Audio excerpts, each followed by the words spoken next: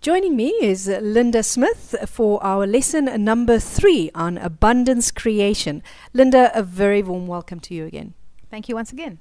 Okay, so last week we spoke about your budgeting blueprint, your ideal spending plan, and we looked at what it takes to create that daily budget, which I normally would run a mile from, and how to get your head around actually documenting what you're spending and what you want to earn and all of that. Can you just give us a brief summary? Well, picking up on our last lesson, it is so important to create that financial blueprint. It is your financial map for the future. It navigates you towards where you want to go. From that session, I hope some of your listeners have created what I call the ideal spending plan and now are working towards the fulfillment of that. And it's what gives you the focus. It gives you the direction of what needs to happen. And well, I can tell you what I got. I'm so excited to share this because for me, as I said last week as well, spending plan and budgeting is something that I go, please help, I don't want to do this. But I really just got that if I want to tell the universe that I want to be abundant, but I'm not showing him how I'm going to use that abundance, then there's no way of getting that abundance and where it can move into. It's like creating a space for it to be used and utilized versus having the money or wanting to have the money but not showing that I actually need it. Well, that's exactly it. By creating the ideal spending plan, you are then being very specific, and when the money comes in, it can go towards the saving goals.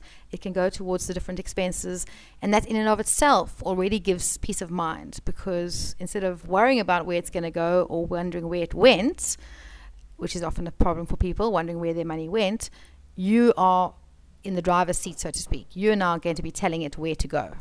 Well, I'm very excited because you said last week that we'll have a good relationship with numbers to the point where we're actually, happy to do numbers. And I'm feeling that excitement. I'm feeling that if I now start creating my ideal spending plan, my blueprint of what it is that I really want to live into, I can see that reality unfolding more and more every day.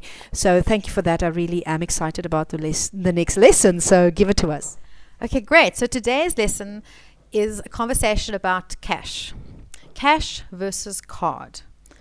In today's modern banking world, we have debit cards and we have credit cards. And while those are very easy and convenient to use, as well as you will have a bank statement that will come along and it'll show you exactly where the money went when you look at the bank statement, so that might be a while down the road, there's something very, very powerful about cash. And what I'm going to share with your listeners today is about setting up cash to not only have a closer relationship with with the money that you're using and with your cash, but to also have the harsh reality be very present for you. And I say harsh reality as in when it's gone, it's gone. So it really takes away any sort of illusion that, I'll just swipe my card, I'll deal with it later, which, potentially can perpetuate debt. So what I'm really talking about here today is looking at ways to now clean up your finances, so to speak. So switching to cash and actually using cash for those day-to-day expenses. And I'm not talking about monthly expenses, just the day-to-day expenses. Groceries, entertainment, petrol, parking, things that happen on a day-to-day basis. By setting up cash, it will give you a real clarity on where you are and how you're doing and how much you're spending. Because when you look in your wallet and the money's gone, well, then it's gone. So what I'm going to suggest that your listeners consider taking on is that you want to set up specific cash amounts for certain day-to-day expenses for a certain period of time. For example, setting up a week of predetermining how much you'll need for a week for those expenses, and then getting the cash and putting it into your wallet and using that cash and keeping those cards, the debit and the credit cards, out of use for that period of time. Now, I just want to stop you there because we use cards for convenience and safety, and certainly to be walking around with a lot of cash is not necessarily the safest option to do. Is this a training round up until the point where you get used to spending certain amount of money and you can then switch back to your cards, or is this something that is a permanent arrangement? It can be either. Certainly initially it's to turn things around, to deal with the reality of your cash or your money and what's happening with it and where it's going. So that's the purpose of the exercise, to set up the cash. Whether you decide to do it for a month or for 2 months, to certainly initially get the awareness and the insights and even the lessons that you will get in doing this, your choice to continue really is exactly that. Some people find that it is so liberating and so empowering to actually go into a shop and know, I have X and that's what I'm spending. It really contains your spending. It supports you to stick to the budget, whereas cards can really allow you to spend just that little bit more each time, and of course that little bit more each time adds up. So it can become a lifestyle. On the other hand, for some people, they might feel once they've got the clarity and they've got the lesson from this exercise, they want to move back to card. So I'm not saying that you can't do that, but you want to practice, or you want to test out the cash method and see what comes up for you, see what works for you. As far as the concerns, sure, whether we've got cash in our wallets or whether we've got our cards, there's always that risk, and you want to affirm that, again, from the universal standpoint, you want to affirm that you and your cash are safe. Okay, so what I'm getting is that one really needs to discipline yourself in what you're spending. So if I'm making a shopping list, for example, to go and run to the shop for a couple of things that I need for the week, and I'm saying I'm only spending 500 Rand, I really have to be committed to not spending a cent more than that. Well, exactly. And by having cash on you and not having any cards on you, well, if it comes to a bit more than 500, you're going to need to put some things back. And what's been really interesting to share with you, some of my clients, what they've shared is that instead of feeling sort of scarcity syndrome in doing this, they've actually felt a very deep feeling of empowerment. Empowerment in the sense of they're walking in there powerfully with X amount, and they purposefully purchase the things that they need, and they walk out with their money situation and their money planning intact. Very, very empowering. Okay, so it's definitely worth giving it a shot, because the cards make it so convenient for us, because you get points for this and you get points for that and bonuses for this and bonuses for that if you do spend on the card.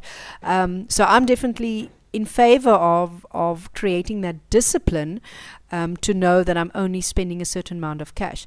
I do, however, feel a certain amount of safety and security with my cards, because if my cards are stolen, I can phone and cancel it, whereas if the cash goes walking, it's gone. So I definitely, for me, definitely personally, I think the cards is great in terms of safety and use and all of that.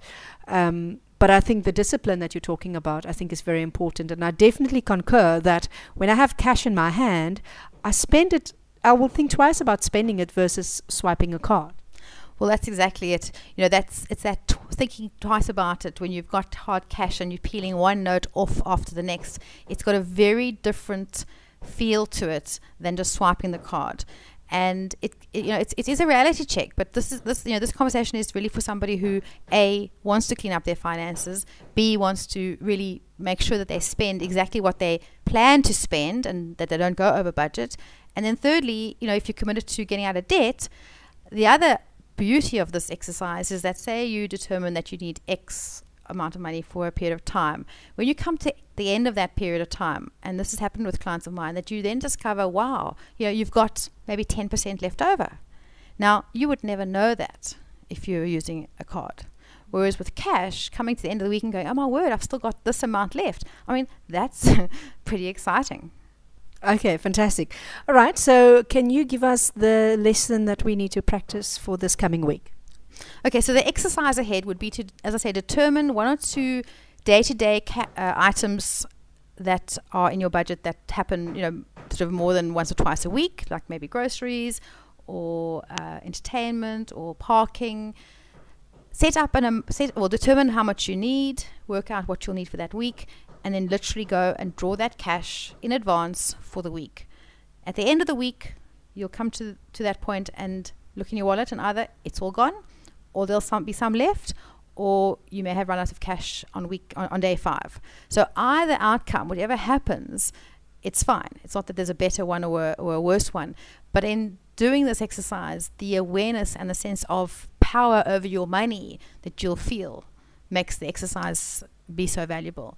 And then I would obviously encourage you to continue doing it, and to continue doing it for the period of time until you've at a point where you feel that even using the card will not tempt you to go over your budget if your commitment is to stay within your budget.